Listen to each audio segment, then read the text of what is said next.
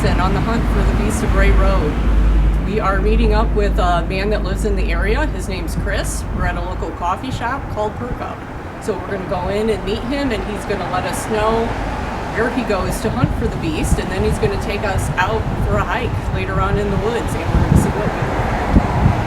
All right, so let's go in.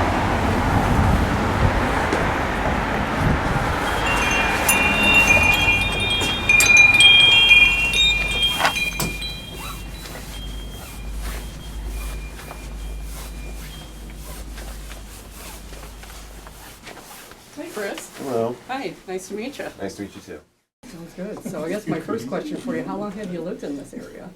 I lived in Illinois for 19 years, and then I moved to Florida 2014, and then just last year I moved back to here. So been all over the place, kind of, but Okay. so in total about 20 years.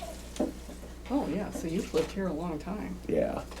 Yeah, did you hear any like legends or anything like growing up? You know, about the Beast of Bray Road? When I was little, there was like a Monster Quest episode where it showed it, and I was like, I was a little kid, I'm like scared. I did not like horror movies, so I was like scared, and I'm like, is that even real? Like, is it true? I'm like, but I guess it is now, being older.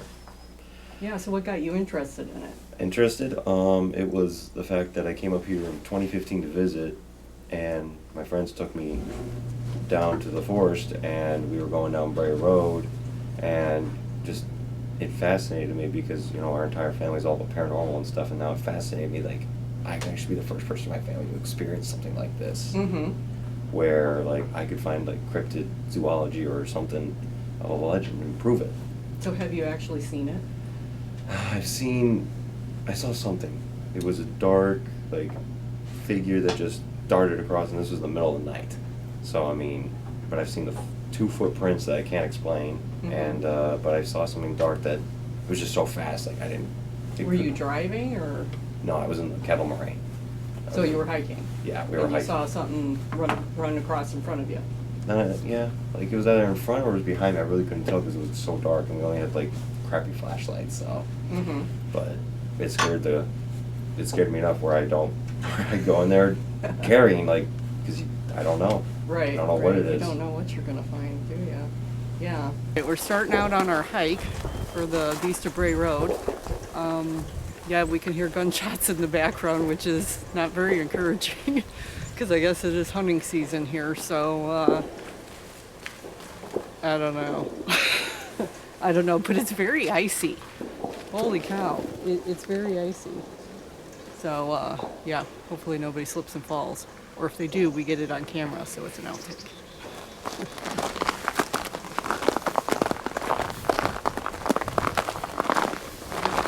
I didn't think it was this slick. So how often do you think you've gone out there looking for it? In all these years? A total of 3 to 4 times, just because of my work schedule, I'd go out there more. But 3 to 4 times, and it's been scary every time. Yeah. Especially that day when we found the tracks. So do you usually go out during the day or at night or both? Both. We go out there during the day, then it goes to night, and we're still out there. And it's the scariest thing when you're out there in the middle of the night. Yeah, we have done that once. That I could see, but it was a little scary. We didn't run into anything though. Yeah, it's terrifying. Yeah. Like, because you never know. You could be walking, look behind you, and then you can see red eyes following you, and it's just, it's terrifying. Oh, it looks like raccoon maybe. Huh? A little raccoon or something. A little raccoon crack? Yeah, little hands. That's cool. Right there. Oh, see it, the little feet. Oh, that's cute. So what do you think the Beast of Bray Road is? In my opinion, I don't think it's a werewolf. I think it is actually an actual Bigfoot that people are misconceiving for something else. So I do believe that it's actually a Bigfoot and not a werewolf, or a cryptid wolf, as people would say. Okay. So there are Bigfoot sightings in these woods as well. Yes. Right. Yeah. That I've heard of. So, but I think I'm the only one that's probably ever found proof of it as of right now. So describe some of the footprints that you've seen. One footprint, we were walking along and I just happened to notice it, and it couldn't have been a rabbit track, it couldn't have been this, and really confused me, it was coming down a really steep hill.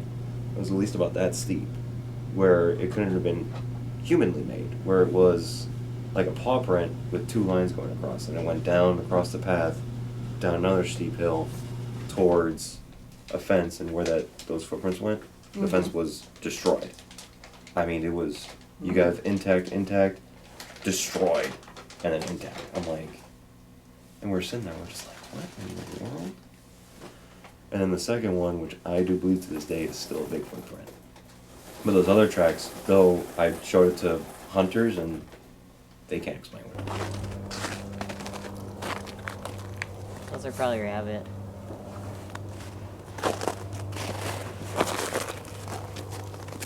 Yeah.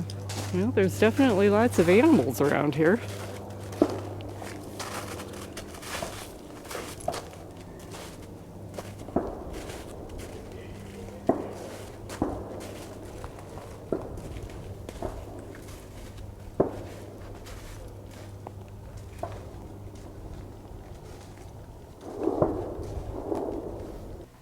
And the second track, I do believe to this day is the Bigfoot track because I'm the biggest guy of the group. I have a size 13 shoe, and this footprint was bigger than mine.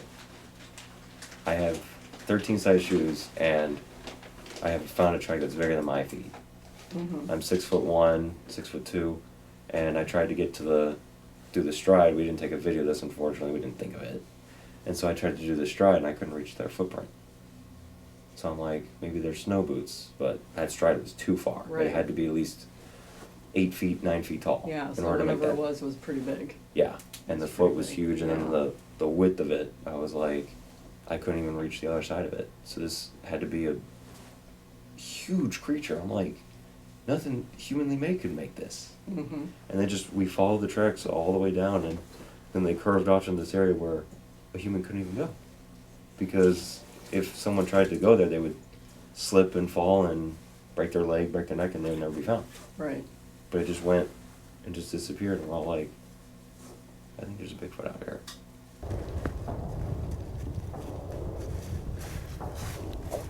Little raccoon tracks up the trail. Yeah, we were just looking at them.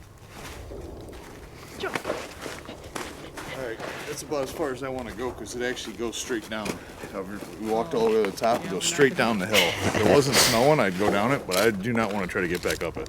I don't know how we're getting down this hill. Very carefully. Do you do anything special to attract them? You know, like people do Bigfoot calls? Yeah, or sometimes I'll leave gifts. Sometimes I'll be the doofus to do the calls because I'm the only one that can do it. We got one of those in our group too. Yeah, we tried some tree knocks one time, but Uh-huh. nothing's been able to attract it yet. But you just get the eerie sensation of just being watched out there. Right. You know you're being watched. That's it. But That's it, you can't because see we've it. had that happen too, Yeah. the feeling of being watched. You know, my theory on the tree knock thing is I think it's a warning. I think they're warning each other that there's people in the area. Right, I haven't So I heard. almost think it's not gonna call them in, I think it's gonna make them go away. Yeah, I haven't heard any tree knocks yet.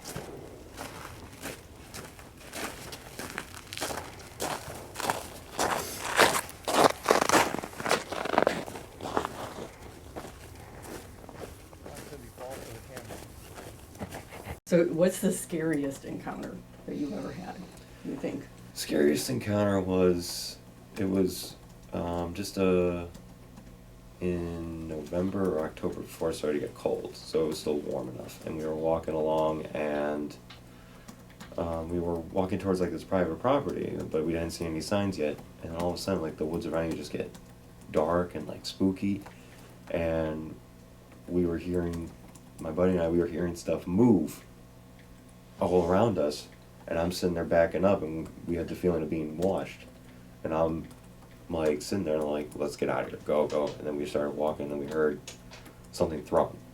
Yeah. I don't know what it was, but we sprinted out of there, And as soon as we got out of that little area, all of a sudden, the feeling of being watched just went away. And we weren't scared. We felt like we were in a safe area.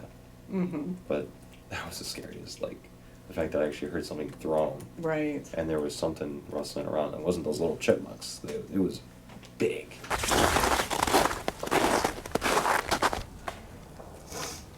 Oh, yeah, see how you can mistake that.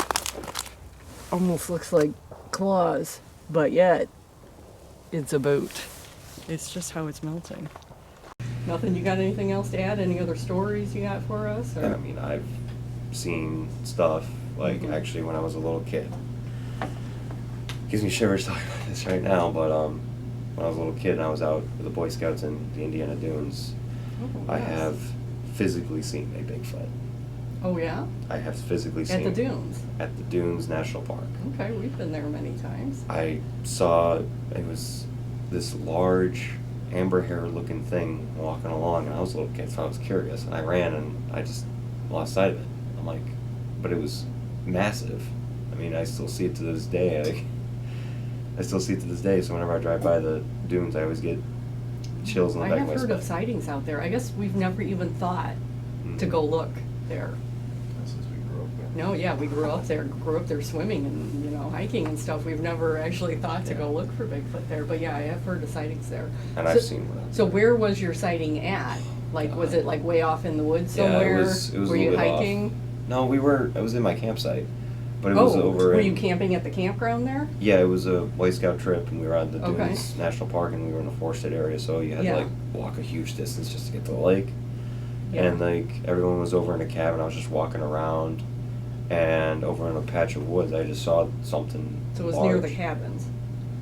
I don't Cabins, know. I don't know tents, if they had- and Yeah, near cabins, the campground tents. probably. So it was near the campground. I just saw this large amber thing just walking, Okay. and I run towards it, and I'm like, what was that? What is that? And Yeah. then now that I've studied Bigfoot, I'm like, Bigfoot that I saw.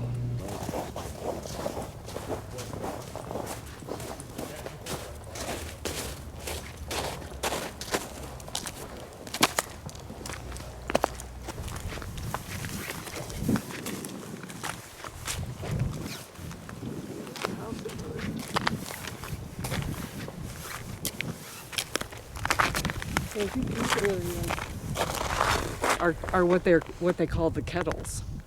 Why they call it kettle moraine forest? Because they're the lowland areas. I know you think that the Beast of Bray Road is also a Bigfoot, Yes. but I got a fun question for you. Let's What's say Bigfoot and the Beast of Bray Road get in a fight. Who do you think is going to win? Well, in that sense, I mean, it'd be Bigfoot because he's more intelligent, he's got the bigger strength, and he's more mobile than I would say than a werewolf, So, but that's just my opinion, because I mean, Bigfoot's like the top dog when it comes to the woods. Even a grizzly would probably run away from him. Yeah. You'll notice a lot of our cryptid hunts are a lot of looking and no finding. That's kind of how it goes.